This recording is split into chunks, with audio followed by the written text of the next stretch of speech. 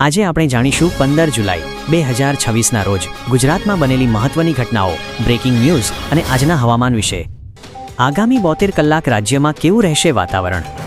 રાજ્યમાં ચોમાસાની સિસ્ટમ સક્રિય થતાં જ હવામાન વિભાગ દ્વારા આગામી દિવસો માટે મહત્વની આગાહી જાહેર કરવામાં આવી છે। હવામાન વિભાગની આગાહી અનુસાર આજે અને આગામી 2 થી 3 દિવસ દરમિયાન રાજ્યના વિવિધ વિસ્તારોમાં વરસાદી માહોલ જોવા મળી શકે છે। રાજ્યમાં છેલ્લા 24 કલાકમાં 17 તાલુકામાં હળવો વરસાદ। ગુજરાતમાં મોન્સૂન અત્યારે થોડું ધીમું પડ્યું છે, પરંતુ છેલ્લા 24 કલાકમાં રાજ્યના 17 તાલુકાઓમાં હળવાથી મધ્યમ ઝાપટા નોંધાયા છે, જેના કારણે સ્થાનિક સ્તરે બફારાથી લોકોને થોડી રાહત મળી છે। અમદાવાદના પાલડીમાં 49 લાખની ચોરી। અમદાવાદના પોશ ગણાતા પાલડી વિસ્તારની ગૌતમબાગ સોસાયટીમાંથી એક સનસનાટીભરી ચોરીની ઘટના સામે આવી છે। ઘરના માલિકે પોતાના જ ઘરઘાટી વિરુદ્ધ આશરે 49 રૂપિયા લાખની ઘરવખરી અને રોકડની ચોરી કર્યા અંગે પાલડી પોલીસ મથકે ફરિયાદ નોંધાવી છે। ભાવનગરમાં રીંગણાનું બમ્પર ઉત્પાદન છતાં ખેડૂતો બેહાલ। ભાવનગર જિલ્લામાં આ વર્ષે ચોમાસા અગાઉ રીંગણાનું બમ્પર ઉત્પાદન થયું છે। જો કે માર્કેટ યાર્ડમાં પૂરતા ભાવ ન મળવાને કારણે સ્થાનિક ખેડૂતોને મોટું આર્થિક નુકસાન વેઠવાનો વારો આવ્યો છે અને તેઓ ચિંતામાં મુકાયા છે। જગન્નાથજી મંદિરમાં આજે પ્રભુ ધારણ કરશે સોનાવેશ।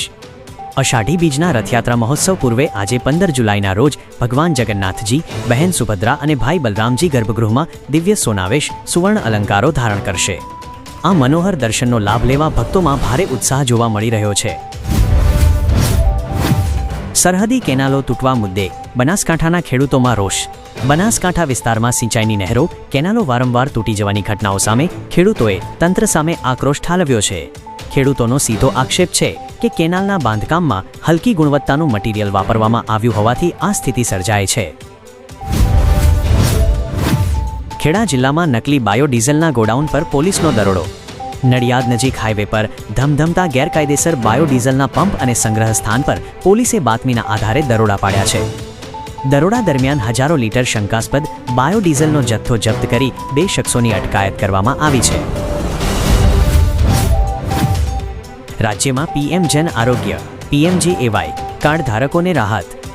આરોગ્ય વિભાગે સ્પષ્ટતા કરી છે કે રાજ્યની તમામ સંલગ્ન ખાનગી હોસ્પિટલોએ પીએમજેએવાય યોજના હેઠળના દર્દીઓની સારવાર વિનામૂલ્યે અને સરળતાથી કરવી પડશે। જો કોઈ પણ હોસ્પિટલ આ મામલે આનાકાની કરશે તો તેમની સામે કડક કાનૂની કાર્યવાહી કરવામાં આવશે।